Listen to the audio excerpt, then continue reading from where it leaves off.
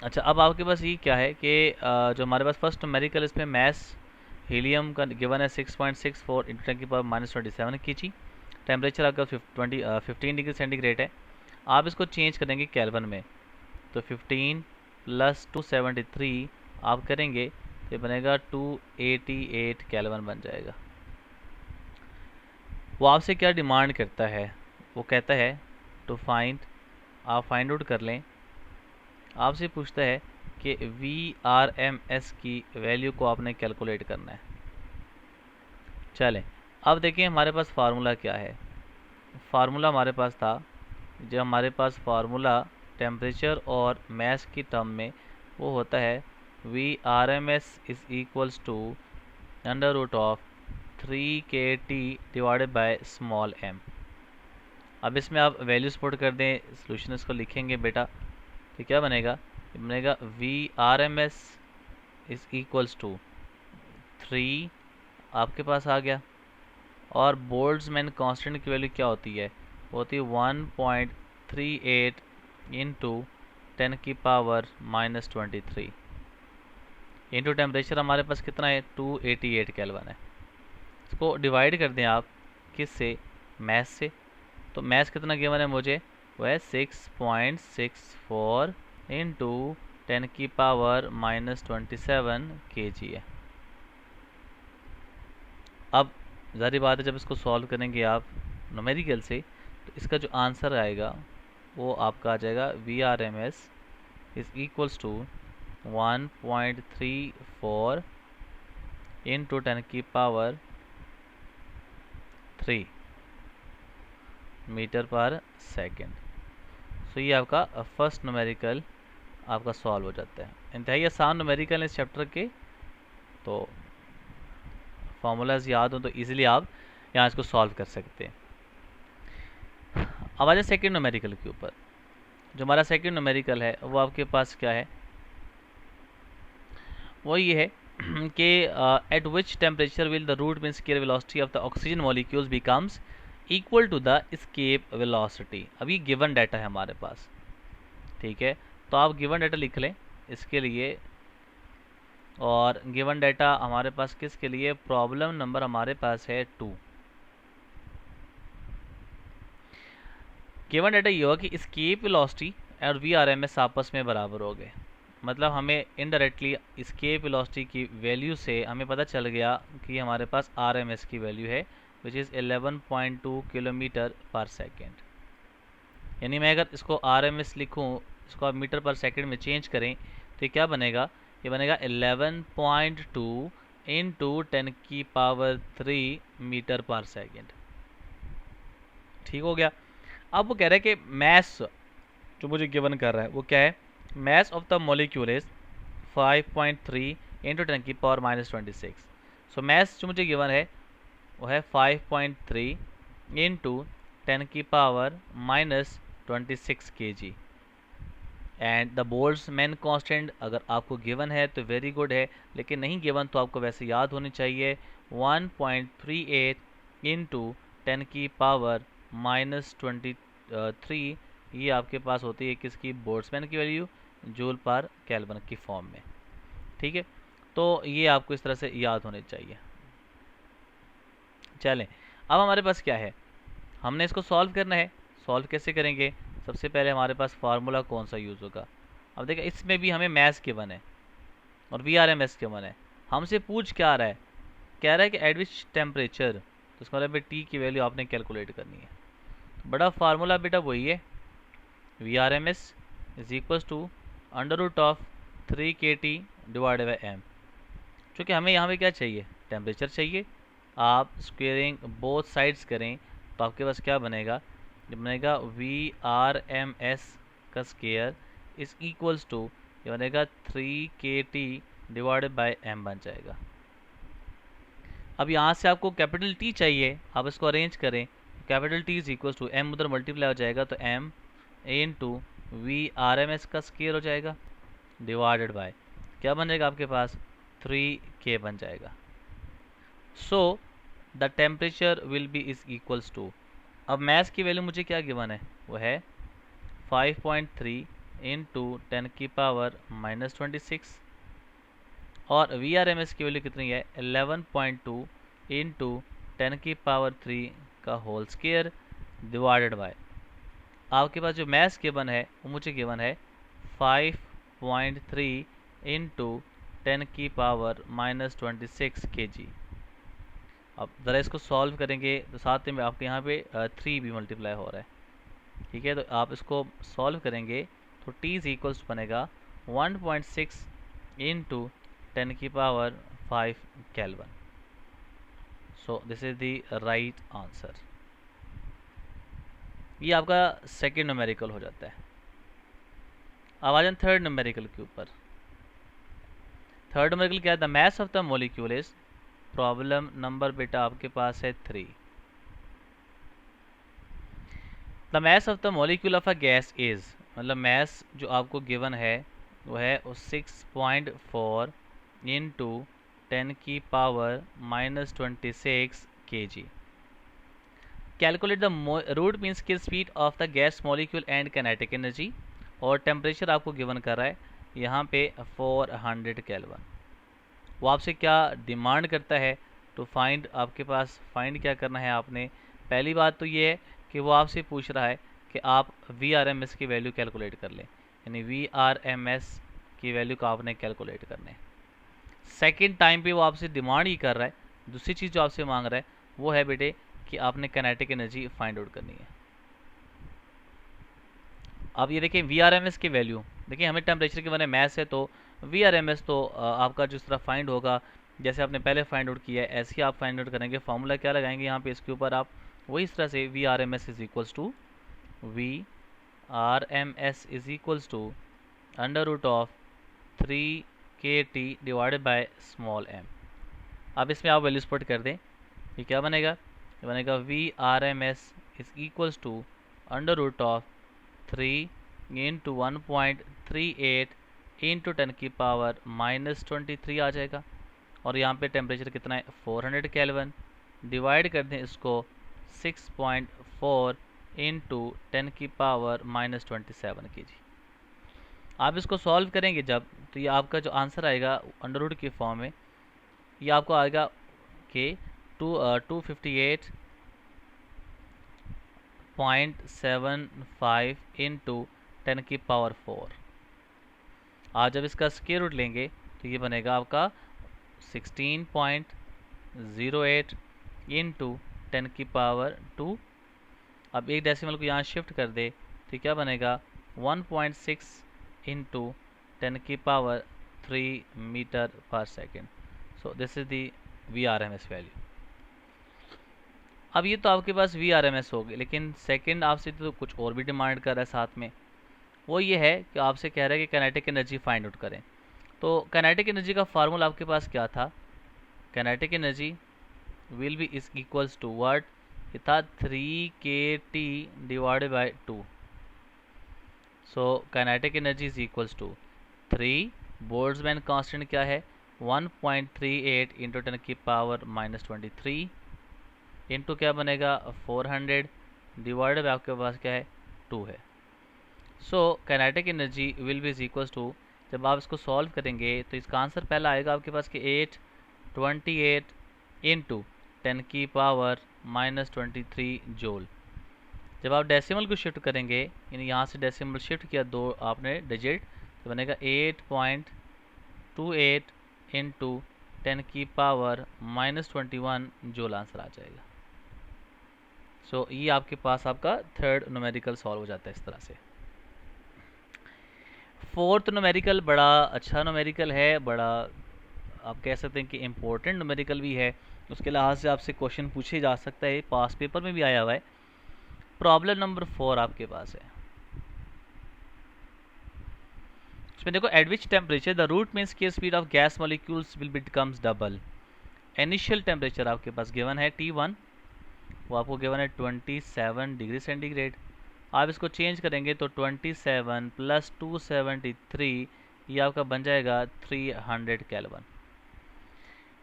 वो कहता ये है कि आपका टेम्परेचर मतलब T2 आपने फाइंड आउट करना है जिस कंडीशन के ऊपर आपकी VRMS यानी V2 की जो वैल्यू है वो पहले के मुकाबले में क्या हो जाए, डबल हो जाए। ये आपसे क्वेश्चन वो कंडीशन गिवन कर रहा है और इसके मुताबिक आपसे वो डिमांड करता है। अब देखें, जब आप VRMS की वैल्यू को लिखते हैं तो VRMS ये बराबर होता है under root of 3KT divided by आपके पास क्या होता है m। बाकी सारी चीज़ें कांस्टेंट है, टेम्परेचर भी डिपेंडेंस है, तो इसका मतलब है V का अंडर रूट ऑफ T के साथ क्या रिलेशन आ गया, डायरेक्ट। तो अगर मैं लिखूँ इसको इस तरह से तो मैं लिख सकता हूँ कि V2 divided by V1 is equals to under root of T2 divided by T1। V1 और V2 भी लिख सकते हैं, लेकिन फिर अरेंज करना पड़ेगा, इसलिए मैं V2 और V1 लिख रहा हूँ ताकि मुझे अरेंज ना करना पड़े। अब देखें V2 वो कह रहा है कि 2V1 हो जाएगा, तो आप इस पर पुट कर दें 2V1 डिवाइडेड बाई 2 इसकी इक्वल्स टू ये बनेगा अंडर रूट ऑफ T2 और T1 की वैल्यू कितनी है, 300 है। ठीक है, ये आ जाएगा आपके पास, सॉरी ये आएगा V आ जाएगा V1, तो V1 से कैंसिल हो जाएगा। अब देखिए मेरे पास जो रिमेनिंग है वो क्या बच गया, 2 इज इक्वल्स टू ये बच जाएगा under root of T2 divide by क्या बनेगा 300। स्क्वेयरिंग बोथ साइड्स आप स्क्वेयर कर दें तो ये क्या बन जाएगा, 4 is equals to T2 divided by क्या बनेगा 300। से T2 is equals to 4 multiply by 300 कर दें तो T2 will be is equals to word 1200 kelvin बच जाएगा। ये मेरे पास वैल्यू आ गई। लेकिन अगर मैं इसको सेंटीग्रेड में करता हूँ तो बड़ा सिंपल, T2 जो आपको टेम्परेचर गिवन है उसमें से 273 को आप सब्ट्रैक्ट कर दें तो बनेगा 927 degree centigrade. So this is the right answer. Clear हो गया। अब आ जाएं, 4 आपके न्यूमेरिकल यहाँ से हो जाते हैं। 5वां न्यूमेरिकल आपके पास क्या है,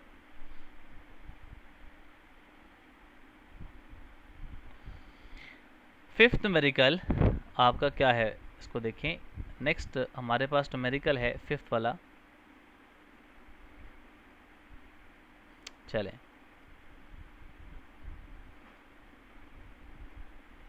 फिफ्थ न्यूमेरिकल है determine the root mean square. Problem number 5 आपके पास है। अच्छा 5 प्रॉब्लम आपके पास क्या है, वो कहता ही है कुछ इस तरह से कि find determine the root mean square value, वो आपसे पूछ रहा है उसी तरह से दोबारा। लेकिन इस टाइम पे वो आपसे कहता ही है कि वो मोलर मैस गिवन कर रहा है। मीन देखें, the molar mass of the organ is 39.95। This is the molar mess which is equals to 39.95 ग्राम पर मोल। जब आप उसको चेंज करेंगे तो ये क्या बनेगा, ये बनेगा 0.3395 आ जाएगा। सप्लाइज डेट 0.3995 kg पर मोल आ जाएगा। अब दूसरी जो आपको गिवन है वो आपका टेम्परेचर गिवन है, T इज इक्वल्स टू कितना गिवन है, 400 डिग्री सेंटीग्रेड है। ठीक है, 400 डिग्री सेंटीग्रेड है। आप इसको चेंज करें तो 40 प्लस आपके पास बनेगा 273। Simplify that T is equals to कितना बन जाएगा, 313 केल्विन बन जाएगा। अब VRMS आपने फाइंड आउट करना है। सो VRMS ये देखें, इसमें भी टेम्परेचर है लेकिन इसके साथ मोलर मैस के मन है, तो आप फार्मूला लगाएंगे 3RT divided by capital M। So VRMS is equals to, तो ये बनेगा क्या, वैल्यूज पुट कर दें इसके अंदर, तो ये बनेगा 3 मल्टीप्लाई बाय R की वैल्यू होती है 8.314। टेम्परेचर कितना गिवन है आपको 313 डिवाइडेड बाय M की वैल्यू कितनी है 0.03995। आप इसको सॉल्व करेंगे तो इसका आंसर जो आएगा 442.05 मीटर पर second. So this is the right answer. Question number 6 देखें। अब बड़े आसान से क्वेश्चन हैं इसके, लेकिन बड़े अच्छे क्वेश्चन है, छोटे छोटे MCQs वगैरह के लिहाज से या short question point of view से। कैलकुलेट दी, आपसे पूछ रहा है कि आप फाइंड आउट करें नंबर ऑफ मोल्स। तो नंबर ऑफ मोल्स आपने कैलकुलेट करने, लेकिन स्टैंडर्ड टेम्परेचर प्रेशर के ऊपर। अब देखें P V is equal to क्या होता है, एन आर टी होता है। यहाँ से एन हम कैलकुलेट कर सकते हैं by using P V divided by R T. Standard temperature pressure के ऊपर हमारे पास इस प्रेशर की वैल्यू होती है 1.01 इंटू 10 की पावर 5 पास्कल। वॉल्यूम चूँकि 1 मीटर क्यूब है तो 1 आ जाएगा, डिवाइडेड बाय बनेगा 8.314, और जो टेम्परेचर आपके पास है वो है 273, चूँकि स्टैंडर्ड टेम्परेचर प्रेशर की बात हो रही है। इसका आंसर आपके पास लिखेंगे नोमीटर में आएगा 1.01 इंटू 10 की पावर 5 पास्कल, और नीचे जब आप मल्टीप्लाई करेंगे इसको तो आएगा 2271.1। दिस इम्प्लाइज दैट हमारे पास n की वैल्यू आ गई क्या, n इज इक्वल्स टू 44.47, ये आपके पास आ गया, ये नंबर ऑफ मोल्स आ गए। सो आपके पास इसको लिख लें m, चूँकि हमने क्या फाइंड करना है, number of gas molecules. So for number of gas molecules आप इन नंबर ऑफ मोल्स को मल्टीप्लाई कर दें एवोगैड्रोस नंबर के साथ, यानी 44.47 इंटू एवोगैड्रोस नंबर की वैल्यू क्या होती है 6.022 इंटू 10 की पावर 23। आप जब इसको सॉल्व करेंगे आंसर जो आपके पास आएगा दिस इम्प्लाइज दैट ये बनेगा 2.76 इंटू 10 की power 25। So this is the right answer. अब आ जाए लास्ट न्यूमेरिकल के इस एक्सरसाइज के ऊपर। तो लास्ट न्यूमेरिकल है वो थोड़ा सा अच्छा न्यूमेरिकल है। प्रॉब्लम नंबर 7 देखें, वो कह रहा है कि मेरे पास एक विसल है और इस विसल को उसने नाम दिया हुआ ए, और यहाँ पे आपका कहता ये है कि हाइड्रोजन है। इस वॉल्यूम को कह दें कि ये वॉल्यूम जो आपके पास है वो वी ए कह दें। कहता है सेकंड जो हमारे पास है विसल, उसमें आप कहता ये है कि इस विसल में हमने ऑक्सीजन रखा हुआ है और इस विसल को नाम दिया हुआ बी, और इसका जो वॉल्यूम है इसको उसने कहा है कि क्या है वी बी है, एंड वो कहता है सेम मैस है, hydrogen is equals to mass of the oxygen. वो आपसे दो चीज़ें डिमांड करता है। फर्स्ट पहला आपके पास कहता ये है कि आप फाइंड आउट कर दें VRMS हाइड्रोजन की ratio VRMS to the oxygen, और सेकेंड वो आपसे कहता है कि आप रेशो कैलकुलेट कर लें प्रेशर हाइड्रोजन और प्रेशर ऑक्सीजन की रेशो। तो पहला हम सॉल्व करते हैं। यहाँ पे VRMS की वैल्यू हमारे पास क्या होती है, जब हम मोलर मैस गिवन हो तो हमें पता है कि VRMS इज इक्वल्स टू ये होता है under root of 3RT divided by capital M। This implies that V का 1 ओवर मतलब मोलर मैस के साथ इन्वर्स रिलेशन है। तो मैं लिख सकता हूँ इसको कुछ इस तरह से कि V हाइड्रोजन की वैल्यू को मैं लिखूँगा डिवाइडेड बाय V ऑक्सीजन, क्योंकि इन्वर्स रिलेशन है, ये बनेगा molar mass of the oxygen to the molar mass of the hydrogen. अब मुझे गिवन है कि molar mass of the oxygen जो है वो 32 है, and molar mass of the hydrogen जो है वो कितना है 2 है। सो 2 डिवाइडेड बाय, आप बल्कि ऑक्सीजन के ऊपर है तो आप यहाँ पुट करेंगे कि नॉमिनेटर में पुट कर देंगे 32 डिवाइडेड बाय 2 से बनेगा under root of 16 divided by 1। So इसका आंसर आएगा 4:1।